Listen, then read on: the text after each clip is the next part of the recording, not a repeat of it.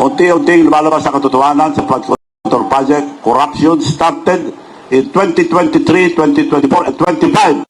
Gumagawa na sila ng pera noon 23, 24, 25. Pinakamalaki yung 25. Bigyan pa natin ang isang vlogger para hindi nyo sabihin na ako lang nagsasabi nakapansin. Ang vlogger, pakinggan natin na nag-comment si Michael Cayo para pasalamatan natin.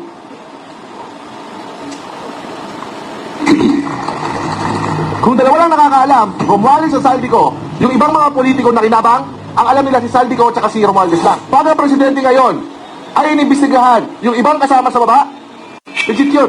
He can do that. Kapag inatake ko at gusto kong ipakulong yung ibang involved, can I do that? Without implicating myself. I become a hero.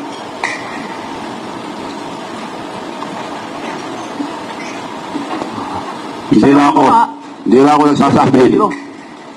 Siya ang gumawa, pero siya pa rin yung hero. Kaya sinungaling ang mga nagkukukain na tao. Malala na. Wala na mangyayari sa ating bansa. The only reason na nahuli niyo si PBBM ngayon, dahil kumanta si Saldico. Yun lang yung reason.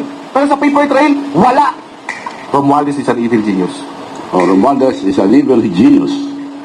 So ito po nangyayari mga kababayan sa mga hindi pa nakakita itong mga ito. So tuloy lang natin para makita natin lahat. Salamat Michael Cayo. Sana maraming gumaya sa katapangan mo, Manong Chavez Singson. Ang reklamo ng Pangulo tungkol sa 2025 budget. Presyo, nagagalit siya. Presyo, Manggabian recognition. Presyo, may binago siya pero pinirmahan pa din niya. Inaprubahan pa din niya. So pinirmahan pa rin. Alam na niya na scrutinize niya. He read 4,057 pages.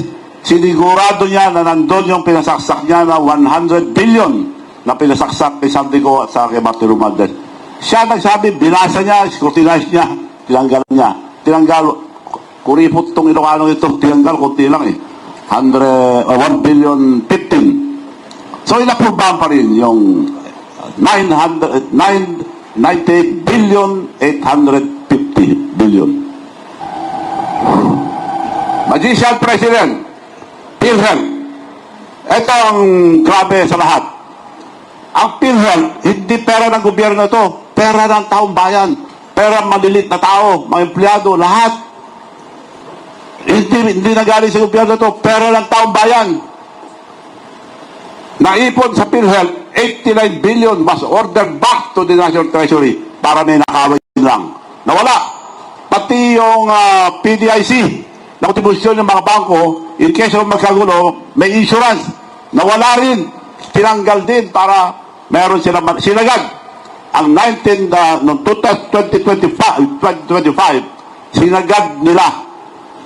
Bongbong Marcos, alam niya lahat ang kalukuhan, but he tolerated it. Tinolerate niya para may kasama siya. Kaya wala pa kayo ngayon. Sa Senate, sino ang majority? The silent majority. Wala nang umiibig sa Senado. So bago lang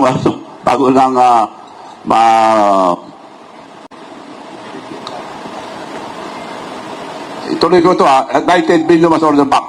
And then paggawa ng National Expenditure Program, the General Appropriation Act, ang unang-una humingi ang 74 billion. The Magician President for the first time in the history of PhilHealth, 2025 budget, zero. Dahil yung hiningi sa, ito yung DA. Hindi aandar itong Philippine budget. Unang-una sa lahat, budget ni Presidente. PhilHealth requested, because wala ng pera, they requested na isuli sana 74 billion PhilHealth. Then 89 billion ang kinuha. Nandyan yan. Maniris kasi ito eh. At ang mga allocables, nandyan sa loob. Bastusan na ito. Papakita ko na allocables mamaya. Ang budget na inihanda, ang Office of the President, kasama ang DBM, DPWH, and lahat ng department, nag-submit. PhilHealth nag-submit ng 74 billion. sa PhilHealth. Now, pinirman niya. Hindi ko to, kundi niya pirmahan. He signed it. It went to Congress, dagdag bawas, nandiyan pa rin ang 74 billion PhilHealth. Pagpunta sa Senado, nandiyan pa rin ang 74 billion PhilHealth. By come, dito sinaksak lahat yung mga gusto nilang 100 million na para kay Bongbong Marcos. Yun lang, pero pera pa yung may iba. Almost all department, meron anomalya. So yung 100 billion na pinasaksak ni Bongbong Marcos kay Saldico at Martin Romualdez, dito sinaksak. Dahil sa BICAM, kukunti na lang ang tao. Tapos, nandyan 74 billion PhilHealth. Pagkatapos yan, pupunta na sa Proposed General Appropriation Act. Propose lang yan dahil ang GAA, maging batas lang pag pinirman na ni Presidente. So dito, nandiyan pa rin 74 billion PhilHealth. Pareho pinagbutuan to. So, wala nang makikita ito sa Congress, magbubutan lang, aprubahan. Wala nang makikitang tao, wala nang makikitang papel sa Senado, pagbubutuhan lang, ay approve. Pag na-approve na ang proposed GAA, babalik na kay Presidente. Ito na yung sinasabi niya na he read 4,057 pages. He scrutinized it, studied it, at nagtanggal ng, ito, pagsusuri ng Presidente. Philippine 6.32 trillion GAA at tinanggalan lang ng 194 billion, ngunit mula sa 1 trillion budget ng DPWH, tinanggalan niya ang 26 billion lamang ang tinanggal. At yung ang 100 billion na siningit ni Martin Romualdez at Saldico para kay Bongbong Marcos ay dinawasan lang ng 1.15 billion lamang ang tinanggal ni Bongbong Marcos. Siya lang pwede magtanggal, siya lang pwede magdagdag dito. Pampaganda lang at sa taong bayan. Ibig sabihin, inaprubahan pa rin ni Bongbong Marcos ang 98.85 billion na isiningit para sa kanya. So, he made mention, he scrutinized it, he studied it, he read 4,057 pages. Tinignan lang niya kung nandyan yung 100 billion na para sa kanya.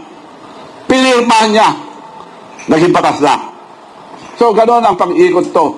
Now, magician ka ako, now you see 74 billion PhilHealth sa NEP, now you see 74 billion PhilHealth sa Congress, now you see 74 billion PhilHealth sa Senado, now you see sa BICAM 74 billion PhilHealth, sa proposed GAA 74 billion PhilHealth, pagbalik sa kanya, nawala. So, magician ka ako, now you see, now you see, now you see, now you see, now you see, now you don't. Magaling na magician. Hindi lang kurap, magician pa. So, anong klaseng gobyerno ngayon dito? Gising ang ating mga kababayan. Magising tayo lahat. Huwag tayo pabudol. Maliwanag. Nandito na ang prueba lahat. So, mga abogado, alam nyo lahat to. Nandyan na ang prueba.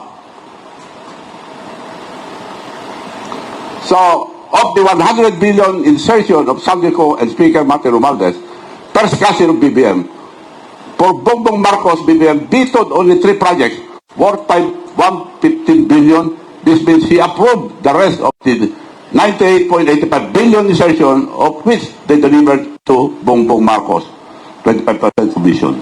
Aliwanag po yun, pinirma niya.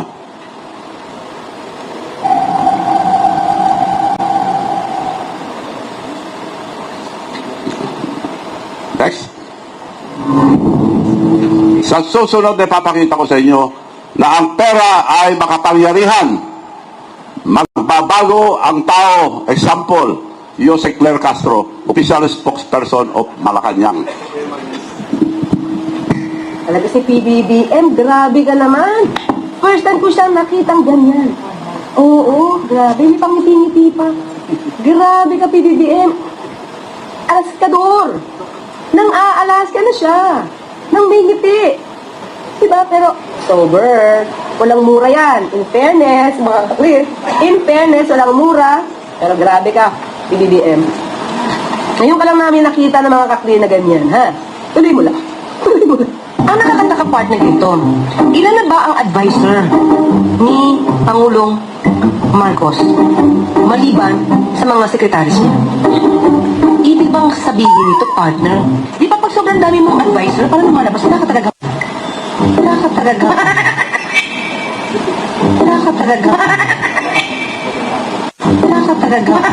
Wala alam si BBM. Kaya kaso lang sasabi. Diba? Ang dami mong advisor, tapos may secretary ka pa, tapos may UC ka pa, may ask ka pa and everything. Wala ka talagang alam. So it's so sad na nangyayari ito sa panahon ni PBBM. Oo. So I hope, di ba, sana ito, Ano? makita ni PBBM. Daan ng korupsyon. Yes, I agree. Ang MIF, oras na makuha niya, kopya ng bill. Ay talaga? Siyempre, Teka kasi lang, hindi ka na babasahin? May pirma na lang siya basta-basta? urgent nga. Argent. Urgent. Ganon? Oo. Tikit mata? Ewan ko lang, siyempre. Babasahin pa yan ng Pangulo bago niya ito pipirmahan. Oo, dapat Oo. yan, partner.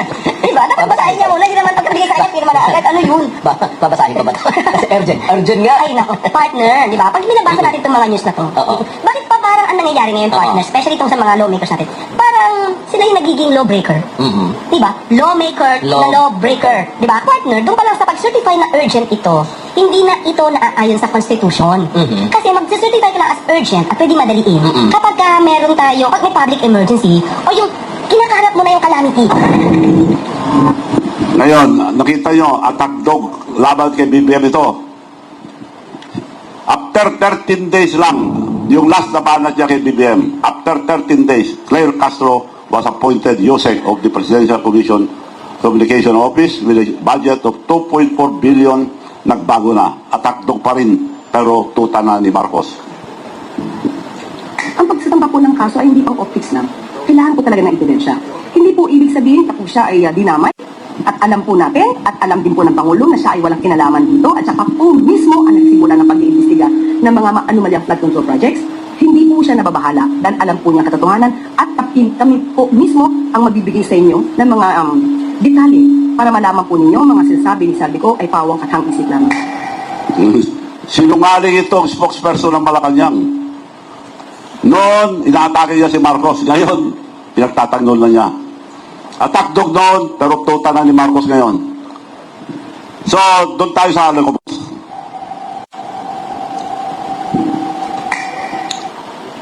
Pork barrel, illegal sa Supreme Court ang mga locables ay nasa National Expenditure Program.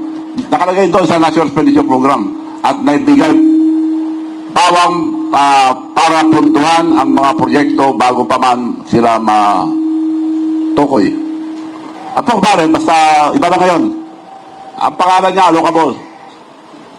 But the same dog, different colors. Iba na pangalan eh.